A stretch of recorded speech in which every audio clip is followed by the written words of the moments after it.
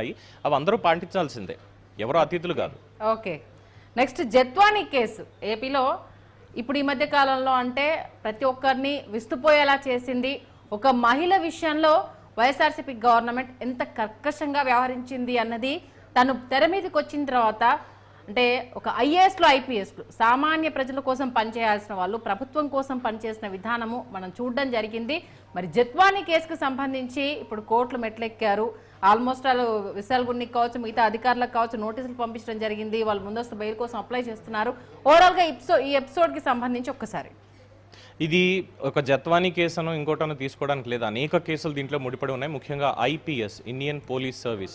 ఆంధ్రప్రదేశ్లో ఐపీఎస్ అంటే వైపీఎస్గానే గత 5 ఏళ్లు కూడా నడిచిందంటే వైఎస్ఆర్సీపీకి సంబంధించినటువంటి పోలీస్ సర్వీస్ అని చెప్పి. పర్సనల్ సర్వీస్ ఇంకా మాట్లాడితే జేపీఎస్ అని కూడా దానికి తెలుగుదేశం వాళ్ళు పేరు పెట్టారు. జగన్ పర్సనల్ సర్వీస్ కింద ఐపీఎస్లు అందరూ మారిపోయారు. ఇందుక వీళ్ళు అక్కడికి వెళ్ళి ట్రైనింగ్ తీసుకున్నది ఇది అని చెప్పి. ముఖ్యంగా ఈ జత్వానీ కేసులో ఈ కాంతిరాణ టాటా కావచ్చు, లేదంటే విశాల్ గున్ని, పిఎస్ఆర్ ఆంజనేయులు, అలాగే ఇతరత్ర ఉన్నటువంటి సిఐలు, ఎస్ఐలు వీళ్ళని సస్పెండ్ చేయడం, కోర్టుకి వీళ్ళు వెళ్ళి మాకు ముందస్తు బెయిల్ కావాలి అని అడగడం, కొంతమందికి రిలాక్సేషన్ వచ్చింది రేపు అక్టోబర్ 2 వరకు. అయితే అధికారం మా చేతిలో ఉంది, మాకు పవర్స్ ఉన్నాయి, ప్రతిపక్షం పక్కన పెట్టేసింది పూర్తిగా ఈ ఐపీఎస్లు అన్న పాయింట్ని అప్పట్లో. ఎందుకంటే వాళ్ళ మీద కూడా దాష్టికాలు జరిగాయి. సాక్షాత్తు మాజీ ముఖ్యమంత్రిని, ప్రతిపక్ష నేతని ఎలా డిటైన్ చేశారనేది అప్పుడు చూసాం. అలాగే ఏ కేసు తీసుకున్నా, అది సామాన్యుడికి సంబంధించినటువంటి చిన్న కేసు నుంచి పెద్ద స్థాయి కేసు తీసుకున్నా సరే ఐపీఎస్లో ఎవరైతే ఉన్నారో వాళ్ళు సరిగ్గా పనిచేయలేదు.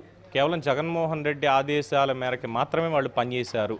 మిగతా ఏ స్టేట్లో కూడా ఇలా ఎక్కడ చూడలేదు ఇలా జరిగింది అన్నటువంటిది. బట్ ఇక్కడే జరిగింది. ఇందులో ఇంకొకటి ఏంటంటే జత్వానీ కేసు ఒక్కటి ఐ ఓపెనర్ అయితే డెఫినెట్గా కాదు. అంతకు మించినటువంటి కేసు కూడా ఆంధ్రప్రదేశ్లో ఉంది. అది మాజీ ఎంపీ, ప్రస్తుత ఉండి ఎమ్మెల్యే రఘురామకృష్ణరాజు గారికి సంబంధించిన కస్టోడియల్ టార్చర్ కేసు. దీంట్లో పివి సునీల్ లాంటి వాళ్ళు కూడా అప్పట్లో ఇంటెలిజెన్స్ డీజీగా పనిచేసినటువంటి సీనియర్ అధికారి, ఆయన డైరెక్ట్గా ఇన్వాల్వ్ అవ్వడం, అట్ ద సేమ్ టైం మొత్తం రికార్డ్స్ అన్నీ కూడా మార్చడం, ఆయన్ని హత్యాయత్నం చేయడానికి ప్రయత్నించడం, ఇవన్నీ కూడా జరిగాయి. రాజద్రోహం కేసు పెట్టి ఏ విధంగా అరెస్ట్ చేశారు ఇవన్నీ కూడా మనం చూసాం.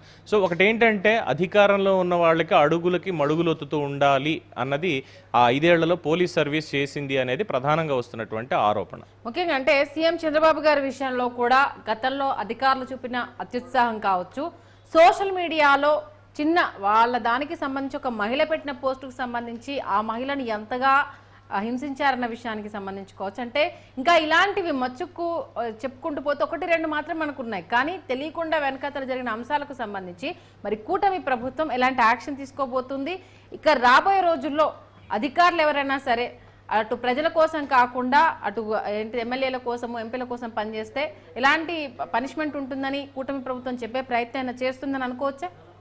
100% చేస్తుంది అనే ప్రస్తుత చర్యలన్నీ కూడా చూపిస్తున్నాయి. కాకపోతే ఏంటంటే నిదానమే ప్రధానం అన్న ఒక సూత్రాన్ని పాటిస్తున్నారు ఈ విషయంలో. ముఖ్యంగా ఏదో మా ఇష్టం, మేము ప్రభుత్వంలో ఉన్న 164 సీట్లు మాకు ఇచ్చారు ప్రజలు, పెద్ద ప్రభుత్వాన్ని ఏర్పాటు చేసాం, పెద్ద మ్యాండేట్ మాకు వచ్చింది కాబట్టి మేము ఏ చెప్తే అధికారులు అదే చేయాలి. గత 5 ఏళ్లలో మమ్మల్ని ఎవరైతే ఇబ్బంది పెట్టారో వాళ్ళందరికీ కూడా శిక్షలు ఇమ్మీడియట్గా వేసేస్తామని అయితే చెప్పట్లేదు. బట్ వాళ్ళు చేసినటువంటిది చట్ట పరిధిలో ఉందా లేదా అన్నది మాత్రం వాళ్ళు ఆలోచిస్తున్నారు. దానికి సంబంధించినటువంటి ఇంటర్నల్ ఎంక్వైరీలు నడుస్తున్నాయి.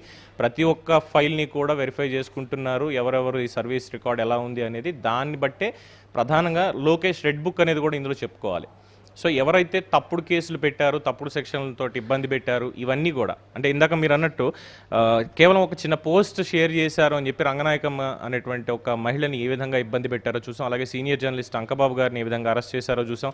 అలాగే ఇలా చెప్పుకుంటూ పోతే సామాన్యుల నుంచి కూడా ఎంతోమందిని, అసలు వాళ్ళు ఎంత పెద్ద స్థాయి వ్యక్తులు, వాళ్ళ హిస్టరీ ఏంటనేది కూడా లేదు. మా ఇష్టం, మేము అరెస్ట్ చేయాలనుకుంటే మేము చేసేస్తాం. అంటే ఇది కావాలని వాళ్ళు చేసింది కాదు, ప్రలోభాలకి గురయ్యి కేవలం అధికారంలో ఉన్నటువంటి జగన్మోహన్ రెడ్డి ఆ 5 ఏళ్లలో వాళ్ళు ఇచ్చినటువంటి ఆదేశాలను అమలు చేశారు తప్ప ఇంకొకటి కాదని చెప్పొచ్చు. అయితే ఇందులో కొంతమంది ఉన్నారు, వైసీపీకి వీర విధేయులుగా పనిచేసినటువంటి వాళ్ళు ఉన్నారు. వాళ్ళకి చెప్పాల్సిన అవసరం లేదు, వాళ్ళు ఎవరు కూడా మన వాళ్ళు కాబట్టి వీళ్ళని వదిలేద్దాం, లేదంటే వీళ్ళని అరెస్ట్ చేసుకుంటే వెళ్ళిపోదామని. ఇప్పుడున్నటువంటి సీనియర్ నేతలను కూడా ఏ విధంగా అంటే అసలు పేరు అనేది తీసుకొస్తే లిస్ట్ సరిపోదు, ఇంకో 1-2 గంటలు కూడా సరిపోకపోవచ్చు మాట్లాడడానికి. ఐపీఎస్ల వ్యవస్థ మీద అంత పెద్ద మరక అనేది గత 5 ఏళ్లలో కూడా పడింది. దేశవ్యాప్తంగా చర్చనీయాంశం కూడా అయ్యింది.